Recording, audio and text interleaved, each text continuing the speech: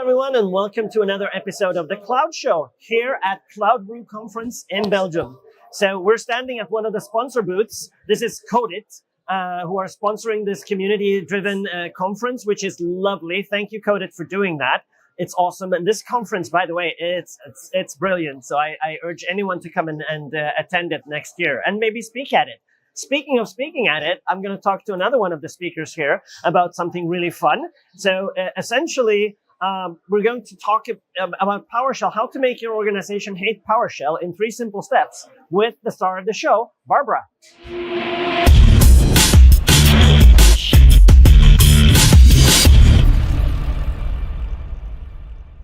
Hello, Barbara. How are you doing? I'm good. How are you? Yes, brilliant to talk to you. Thank you for being on the Cloud Show. Absolutely. Let's begin, of course, by telling the audience, who are you? What do you do? Who am I? Yeah, so my name is Barbara Forbes, and I work as the field CTO at OGT in the Netherlands. Yep. From the Netherlands. Okay. And I am an Azure MVP and a GitHub star. Nice. And I did a session here. You did a session, and what was your session on?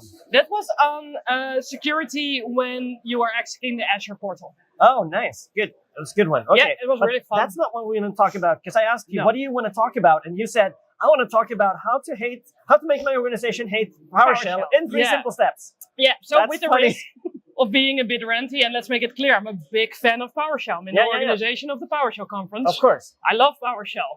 But I've seen it gone wrong so many times. And I've done it wrong myself many times. So I feel I'm allowed to make this point. You are allowed to make this ranty point. Go ahead. Yeah, So. what we seem to forget, like with PowerShell, it's so approachable. So we learn working with it quite early. And we start automating stuff because it's awesome. And we ask ourselves, can it be done? And we never ask ourselves, should it be done? Okay, I see. Okay, we have a tool, right? And now we have a tool waiting for a problem, right? Yeah. Okay. We have that. And maybe we have a problem, but we never realize, are we actually saving time here? Okay, brilliant. Okay. So we're at a point where you are creating a solution and you have to maintain that solution. Yeah. And how much time did it take to do this manually?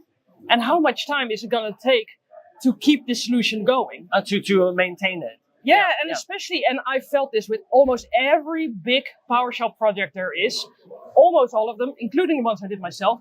People are asking, but can it do this? And you think to yourself, yeah, it could. And you're going to build it in and make it more complicated. I see. And then there's some updates. Layers and layers. And you have to maintain that. Yeah. And you get a situation where either you're spending your whole day maintaining something that was supposed to save time. Got it. Or you say, all right, I've created a solution. I'm going to do something else because you're progressing your career. And I leave everything for my coworkers to start maintaining it. And they get to the point where they're like, this is so complicated.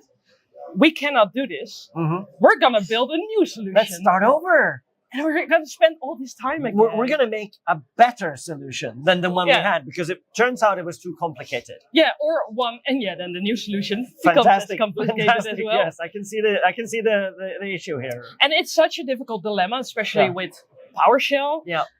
Because it's very approachable. Yeah.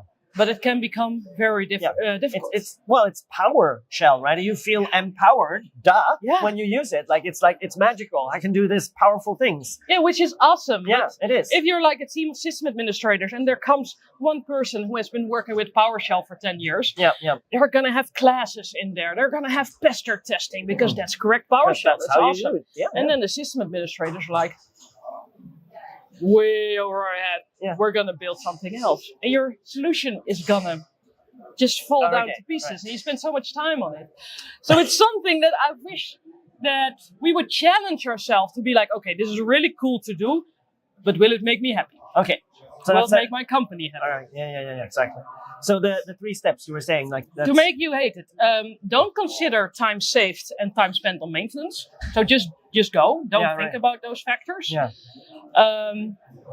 Don't think about the level of the people who have to maintain it after you leave it. Exactly.